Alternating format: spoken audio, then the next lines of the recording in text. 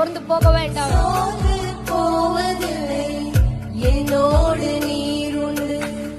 தேவைகள் ஆயிரம் என் முன் இருப்பினும் சோர்ந்து போவதில்லை.